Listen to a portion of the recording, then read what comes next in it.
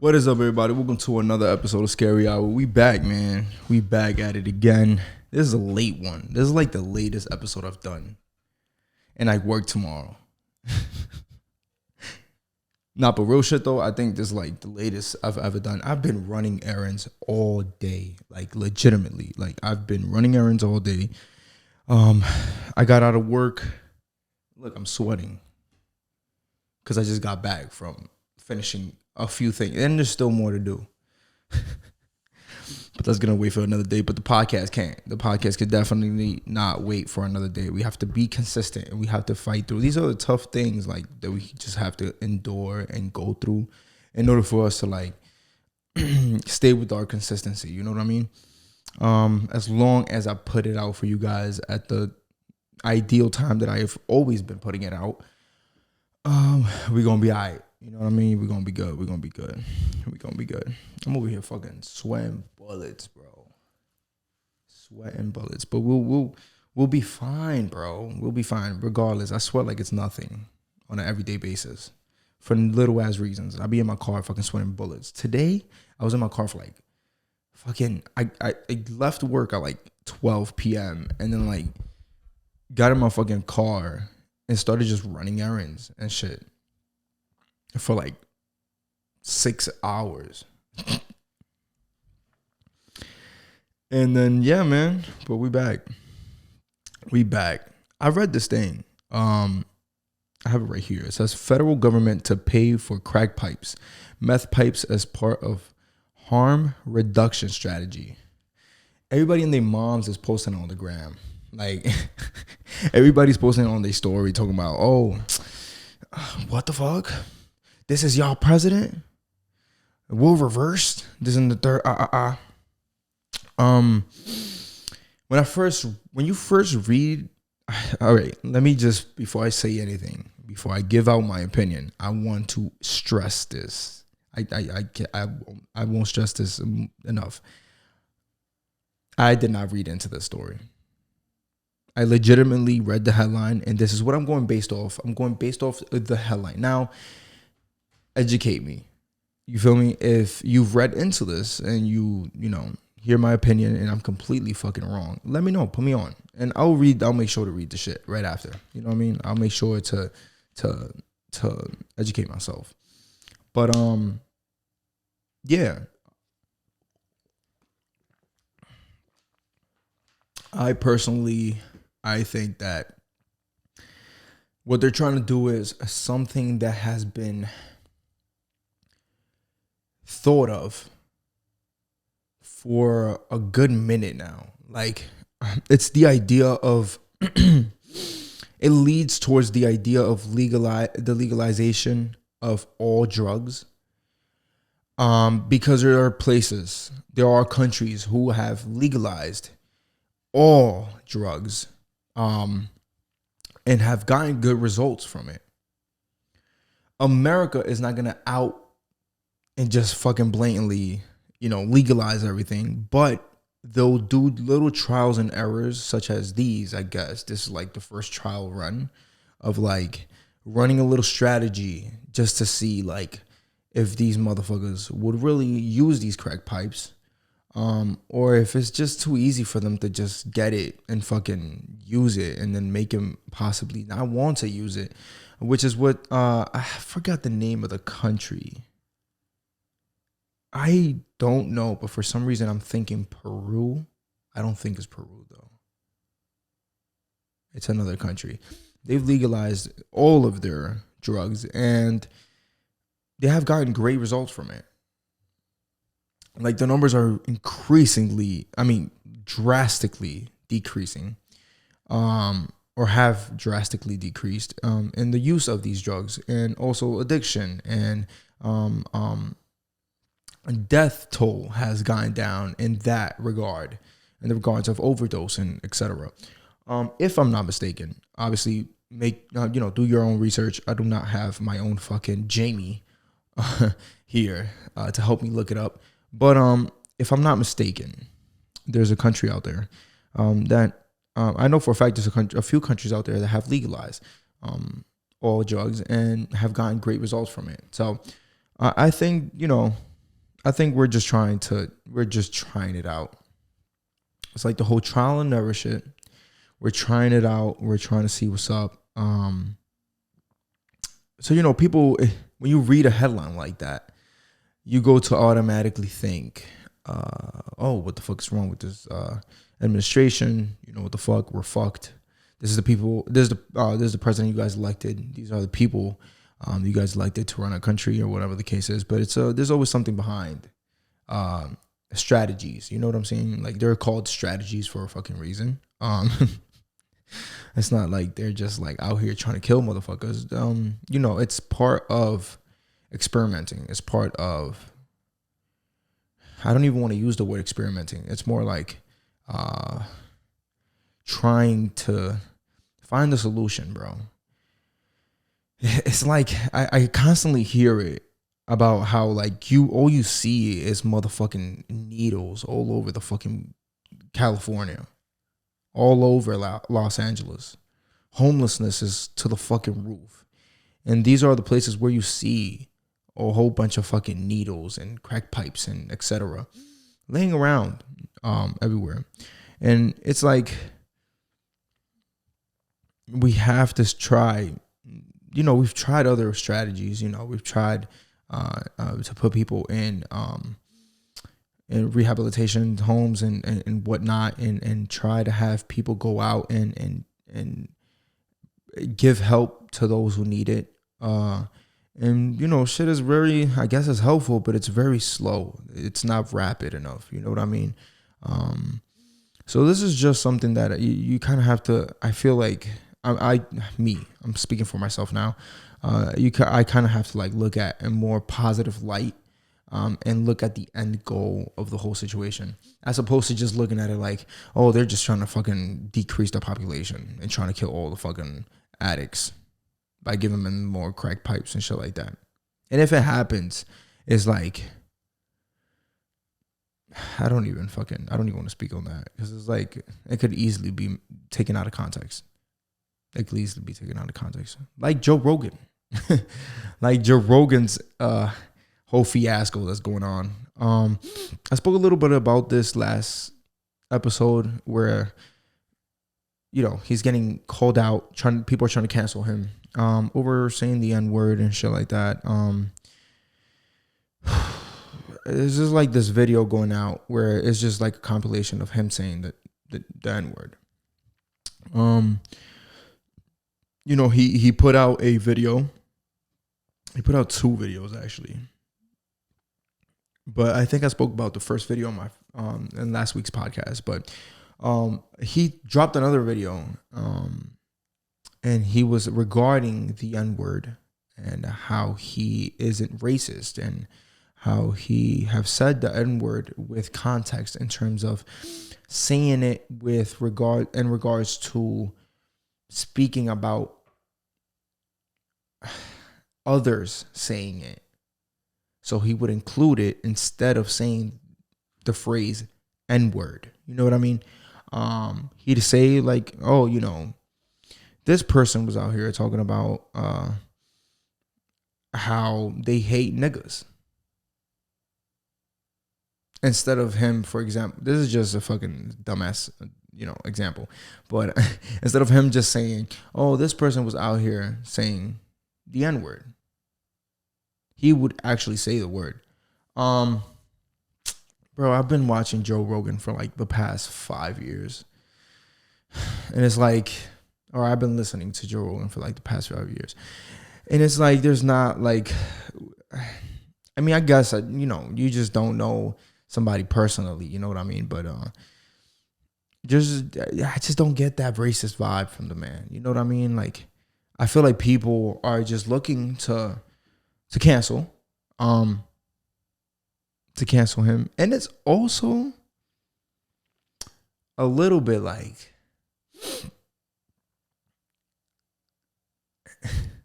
it's also a little bit like the person who put out the compilation thinks, obviously, or is trying to persuade other people that Joe Rogan is a racist. But it's like, I haven't heard much talk of people saying like, yo, cancel Joe Rogan because he said the N-word. Look at this video. You know what I mean? I haven't heard that. I mean, I think they're just trying to, before it even gets to that level, trying to like nip the bud. But like, I haven't really heard much people like, oh nah, he a racist, like get the fuck out of here, this and the third. I cancel that man. Like I haven't really heard that. And like I get it, like he has like a cult following, which I understand. A lot of these motherfuckers do. But nah. You know what I mean? I've seen this on fucking black social media pages where like you know, like fuck, what's the name of, I follow a few of them. I just can't think of the name right now. But I've seen it and I've gone through the comments, you know what I'm saying? Like I haven't seen nobody really give crazy backlash on the fact that, you know, they honestly think Joe Rogan is fucking a racist or whatnot.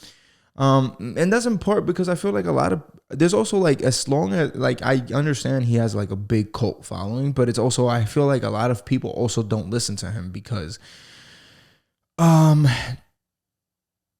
they're not as interested on shit, or not as like, yeah, just not as interested to watch, his long form podcast. And like, there's people that feel like they're getting a lecture from listening to Joe Rogan and they choose not to listen to him. So, and there's a big percentage of people I feel like that don't also listen to him, as long as, I mean, as well as him having a cult following. I also hear like and see that he doesn't have a lot of people watching his shit as well. So it's like, you know, whoever, I feel like a lot of people are literally just looking at this with a closed mind, in the sense like, you know, another white guy saying the N-word, literally saying it out. And it's also like, I feel like there's a difference between somebody, specifically a white man or a white individual, saying the N-word with malice intent, as opposed to saying the N-word when he or she is rephrasing somebody, or joking in a joking matter or whatnot. You know, then again, I'm not fully black. You know what I'm talking about? So it's like, y'all feel me? Like, yeah, some of y'all fully black motherfuckers might want to beat my ass right now, but it's like, that's just the way I feel about it. You know what I mean? Like, that's just the way I look at it. For example, like me personally, I've gotten joked on and called spick because I'm Hispanic. You know, it doesn't do anything to me specifically because, number one, is like, I don't really know the origin of the word spick. It's supposed to be a racial slur to Hispanics, but it's like, where did it come from? Like the N-word, we know where it came from. It's it's shortened for the hard R that was used back in the 1800s and before that. So you know, we grow up learning that, but it's like the word spick. It's like y'all took a few words from the word Hispanic and y'all try to make this like a thing to try to like make us feel bad about, or like try to make us like feel a way about Hispanic, like, you know, spick. I don't know. So I don't feel as pressed. I've gotten called a spick before, and it was more so, it bothered me only because I knew in what intent the person said it. You know, in what way. I knew that the person said it in a very malice way, like in a very bad way. I know he meant it. He said it in order, you know, to hurt my feeling. I knew it wasn't a joke. I knew that it wasn't, he wasn't quoting anybody. He was literally like, yo, you speak, like, shut up, you speak. And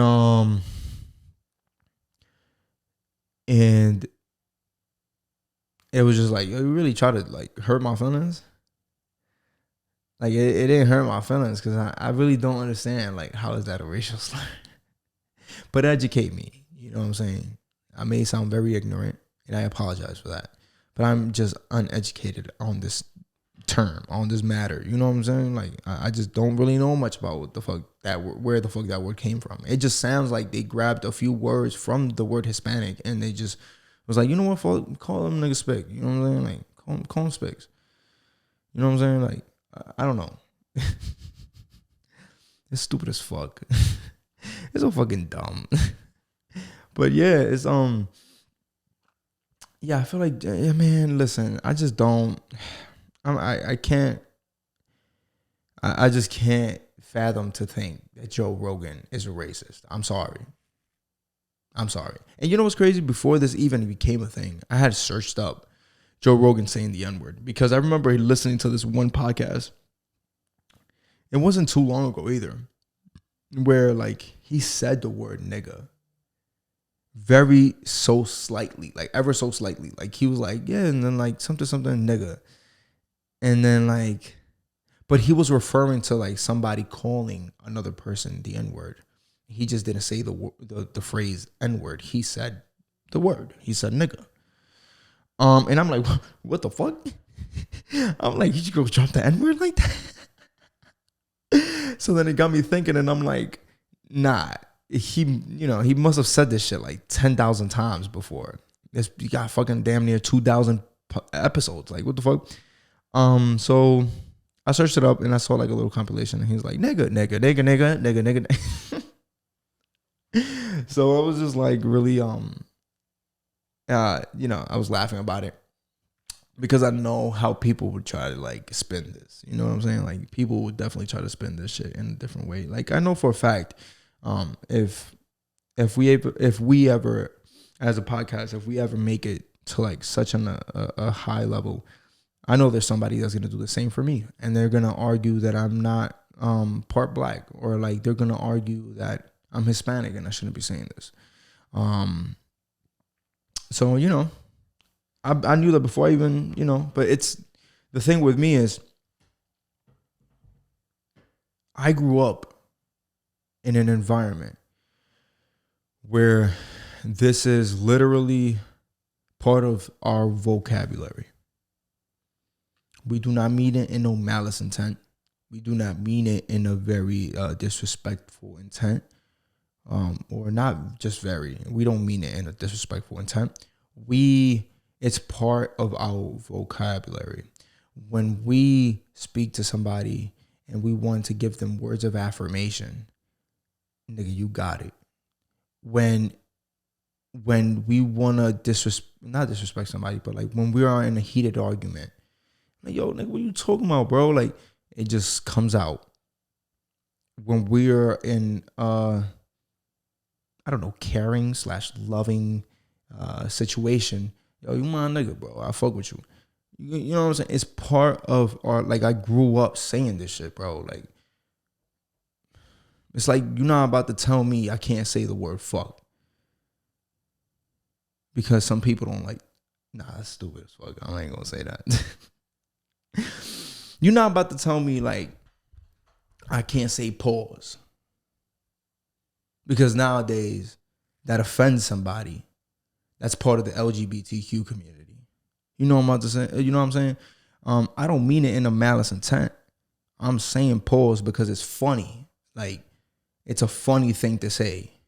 Because you'll have a serious ass conversation with somebody, and off rip out of the fucking left wing field, you just go pause on something that you could have just kept on and not said that shit like at all.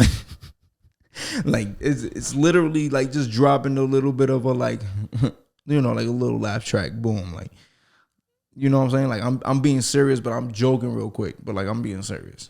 And you may ask yourself, how is saying something gay considered funny?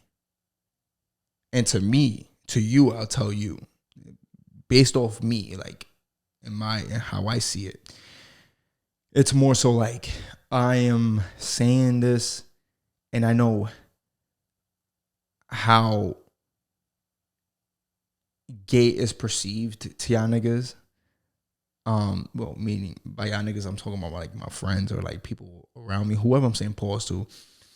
And it's just like, it's just like that one scene from like Hangover when the Chinese dude, he's like gay. That's like, it's like that. You know what I'm saying? It's just, bro, I shouldn't even be fucking explaining myself. Y'all should know this shit, bro. Y'all just like to act like y'all don't know this shit and what the fuck we mean behind it. And y'all just want to be people sucking your dick and being apologetic to y'all. And this is not what Scary Hour is all about. We're not about to sit here and apologize for something we don't mean. If I truly feel like I offended somebody and I truly feel like I meant that whatever I said in a malice way, I'm not gonna apologize. Even if I said something that may be perceived in a way, I will clarify myself. But I will not apologize for what I said because only I know how I meant it. You know what I mean? So it's like, be unapologetically you. Just be that. And that's what I'm working on. That's what I'm working on, being free spoken, outspoken. You know, this I say crazy shit on a regular, and I don't mean it in a malice intent. I don't mean it in a malice way. You know what I'm saying? I don't say shit to hurt people's feelings. I say shit to see, just to, like, sometimes when I say a little risky shit, I say those little risky shits just to see what your level of taking like hits is, in a way. Cause I know how fucking soft my generation is. Like this shit, I just made it a Gen Z, 97 baby. You already know that. And I just made it as Gen Z, and it's like, we're like the pioneers of this fucking generation. We're like carrying this generation in the sense of like, yo, this is my generation, but like, I don't know what them little niggas is doing. I just got a part. I'm just so happy to be part of this shit. You know what I'm saying? But then again, it's like, bro, it's not just Gen Z, bro. There be motherfuckers and there be millennials that be into this shit too. There be millennials like sucking on our wave of, I guess you could call it our wave because it's like the thing. But you see millennials also sucking all upon the little bitchiness of this generation. I can't take a joke of this generation. You know what I mean? So I guess we're not the only ones. Gen Z is not the only ones to blame, I guess. I don't know. But yeah, man, leave Joe Rogan alone, bro. The man has not a single racist bone in his body. I can't seem to understand. I don't know how you guys, there's obviously going to be social justice warriors out there that are going to fucking, defend him one day and then like retract on that tweet or that video that they made defending Joe Rogan and be like, oh, guys, I didn't mean to, defend him. As we've seen with a few other celebrities, but yeah, it's just bro, like shit get taken out of context. And then that's the thing too, it's also like, bro, y'all should know as individuals and as people that surf the web on a fucking daily, you guys should know by now. I hope you guys should know you guys know by now, but you guys should know by now that a lot of shit get posted on social media just with no context alone. And therefore, it may be taken completely out of pocket, like at all, like obviously out of pocket. But people don't go straight to thinking like, what was the context to this video? What was the context to this picture? What was the context to the story? Nah, it's just straight up like, whoa, what the fuck? Reaction. No, that's so fucking wrong. What was that? Why he punched her like that? Meanwhile, you didn't see like the first 30 seconds of what actually happened. And that got cut out the clip. And you didn't see the girl wilding on the nigga. And he just had enough. And the only part you got to see was when he rocked her shit and sent her to the moon. So, it is what it is, though. I just feel like people should know better before talking. Whoever's talking, because like I said earlier, I have not seen people talk shit. I feel like it's just like the media pushing the story as far as possible because Joe Rogan is literally single-handedly taking over viewership. The man is literally single-handedly taking over Fox News, CNN, all of these fucking news outlets that are supposed to actually speak the truth and like literally be unbiased about news and literally give 50-50 news on everything. Meaning by 50-50, what do I mean? I mean like, you know, neutral, level-headed, not to one side, not leaning to the other side, not, you know, spreading propaganda. This man is literally like single-handedly doing that by himself alongside with Jamie and whoever the fuck else is in that motherfucking studio. So, hey man, what can you do? When you got the sauce like this, you just gotta learn how to move, I guess. I don't know.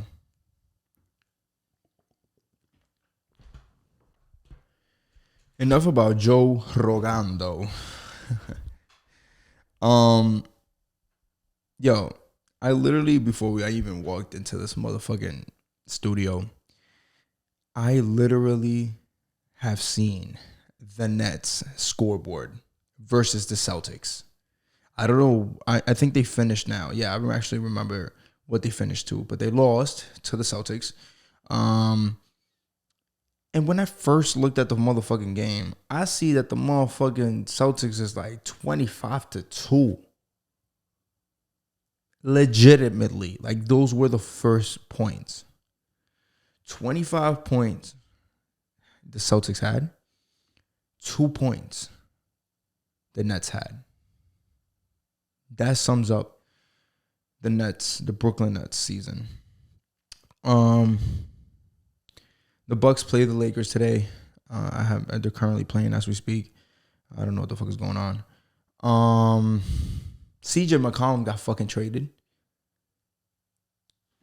I don't know where it was. Hold on. I think it was like, fuck, I forgot. I have it here. I shared it on my story. Traded to the Pelicans. Blazers trade CJ McCollum, Larry Nance Jr., and Tony Snell. Whack-ass Tony Snell. That's the motherfucker that had like 24 points on the... I mean, not 24 points. 24 minutes on the floor.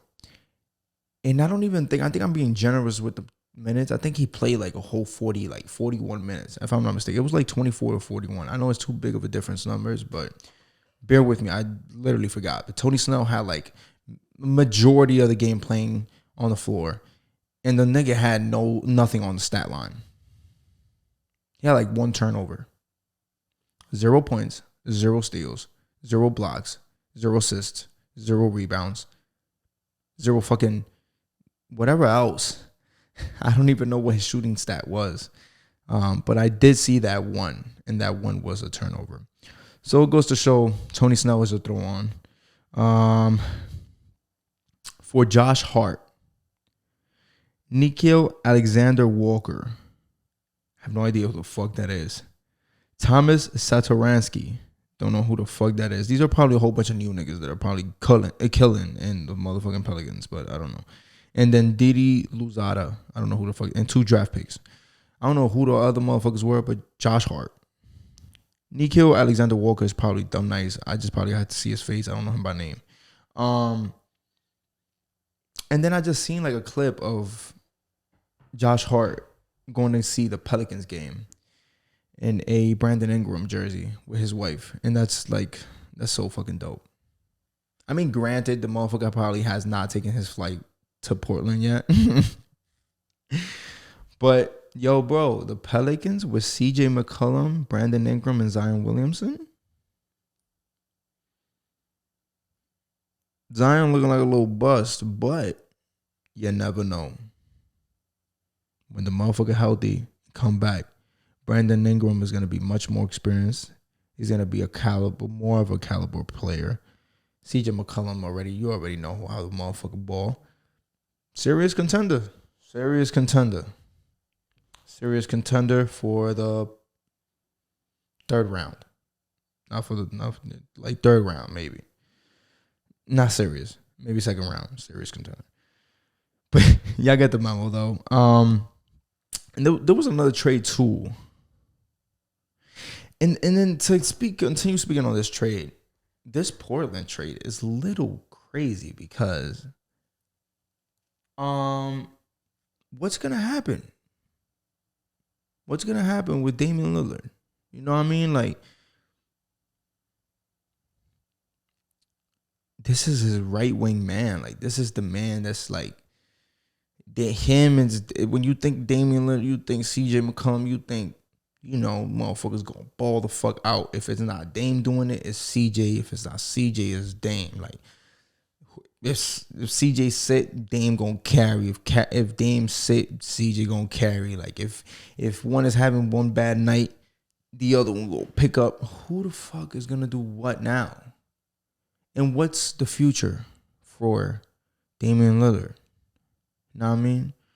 Like,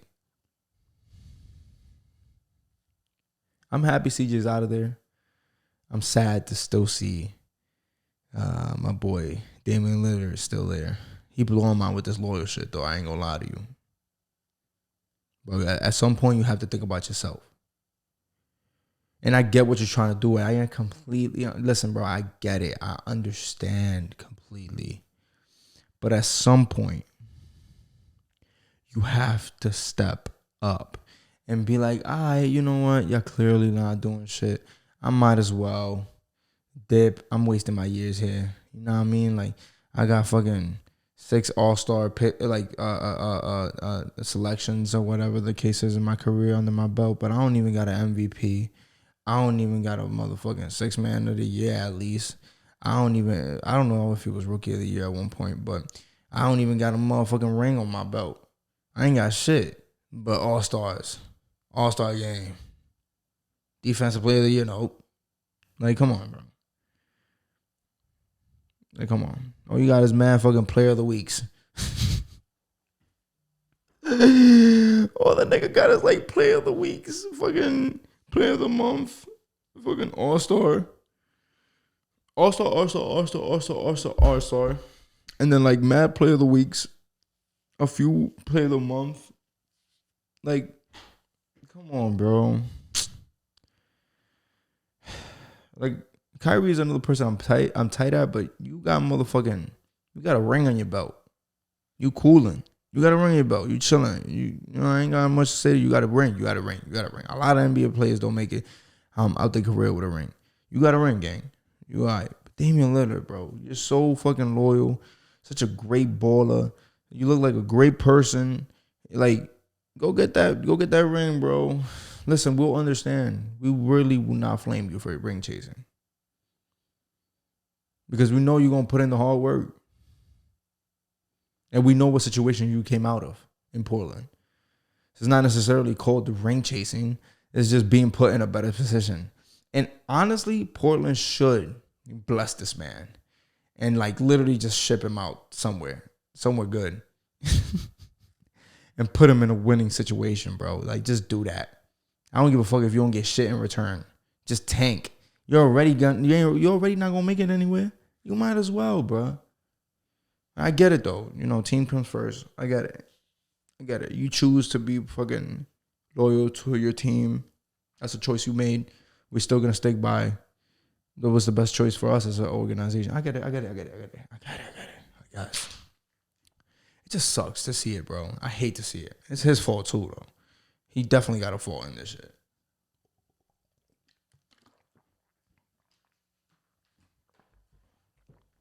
He definitely got a fault in this shit. I don't care about nothing. I don't understand. I really don't understand. I want to like see if I could like motherfucking... I'm gonna see if I can send him a message. Like, yo, Dame, please. I plead you, bro. It's just like, leave, bro. CJ McCollum got shipped out. And who knows? Maybe they deadass planning on shipping Damian Lillard out. I just doubt it. I think he's hurt too, which is why we haven't seen any play of him. I think he's done for like the whole season, I believe. Which is like, why not just ship him out somewhere else? I mean, I get it. He's not gonna play for the rest of the season, so you might as well wait until the off season to trade him or some shit. But I don't know, bro. It's so difficult, so stupid, so dumb. But yeah, man. Yeah, it's I don't know. That's really all I have to say about any news, really. If anything comes up, I bring it up. I don't know where, but yeah, man. A little bit about my personal life, I guess. Things has gotten harder. Which is why I'm here at this time recording to then edit, to then go to sleep, and then wake up to go to work. But yeah, it's been a little tough. I say this every fucking week, bro. I say this. I've been saying this for every week for like the past 5 months. I don't even know. But yeah, I have to move out of my apartment. This is fucking expensive, too expensive. I don't make enough to pay rent here. And it was kind of a short notice because I was looking for people to to live with and like that could help me pay rent, but it's looking like a kind of a kind of a risk. So now I'm being pushed to like leave this fucking apartment I've been living in for like the past 8 years and hurry up and find another apartment. And I have like 2 weeks and a half to find this shit. So wish the best luck.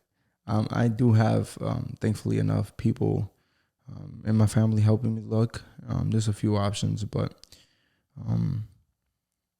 it's just it's definitely a downgrade. You know what I mean?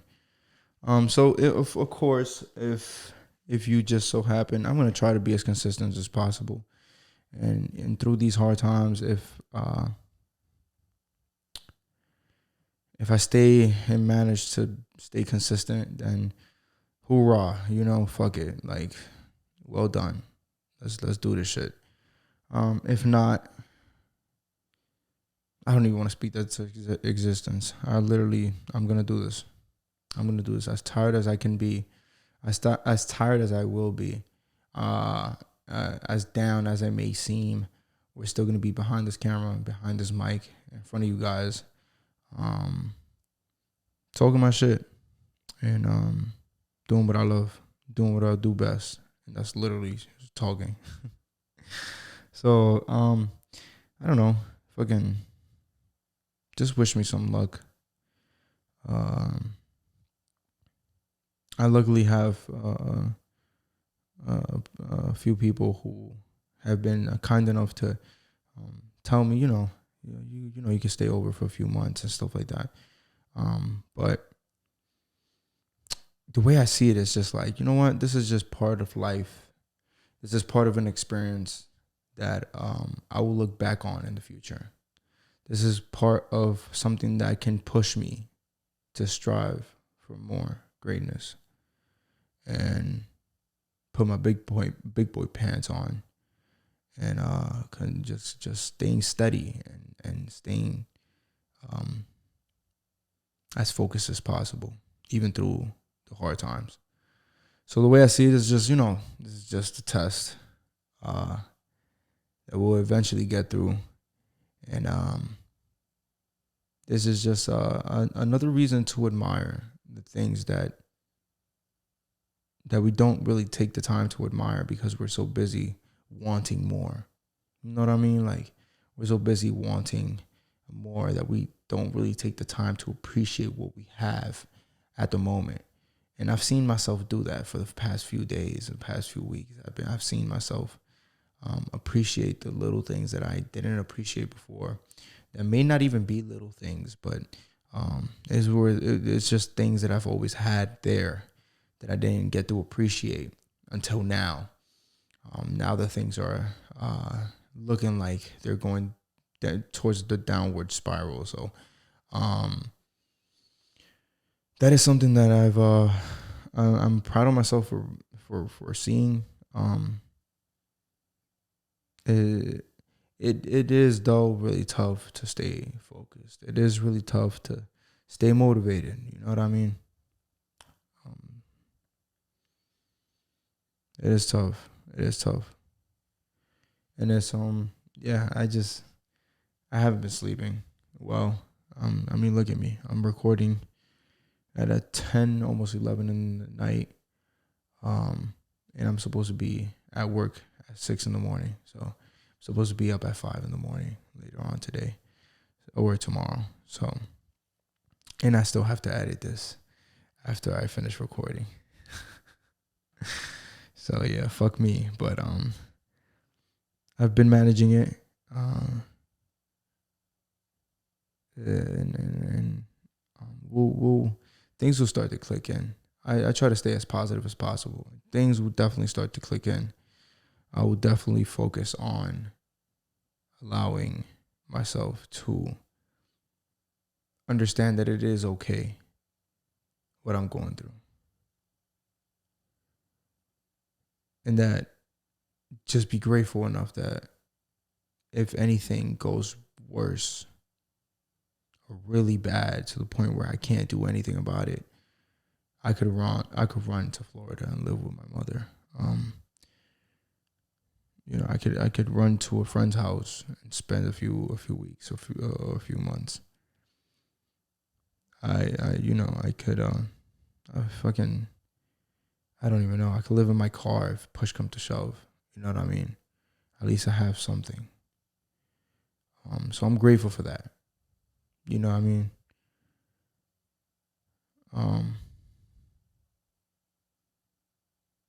And I hate when people pity me. I cannot stand when people pity me. Like I literally speak like this in front of a camera, behind a mic. Because it's like I've told you guys 1,000 times, it's very therapeutic to me. You know, this is why I built Scary Hour, because alongside of me being unapologetically me, I'm also in therapy.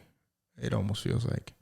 So I just get to zone out and speak, you know.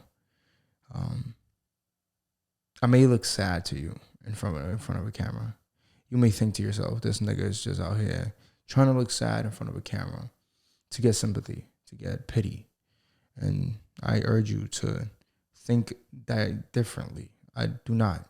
You know what I mean? I just, I don't even expect people to listen up to this point, because I am taking this opportunity that there's not many people listening to my podcast to be able to speak this way. And also the opportunity that I'm not having guests over to speak this way. You know what I'm saying? But I would like you to know that even if I had thousands of you guys listening, I'd still be speaking like this. It just feels a little bit less of me having to explain myself. That right now that there's not that many people listening. So it's less pressure of me having to express as to why I feel this way or anything like that. It's just me rambling. Yeah. But with that being said, this has been another episode of Scary Hour. I love you all. I hope last week was a great week for you, and I hope this next week is even better. I hope something magical happens. I hope you get your dick sucked, your pussy licked. It's gonna be Valentine's Day in a few days, guys. So, hope you get your back broken. Hope you get your dick wet, and happy Valentine's Day. Deuces.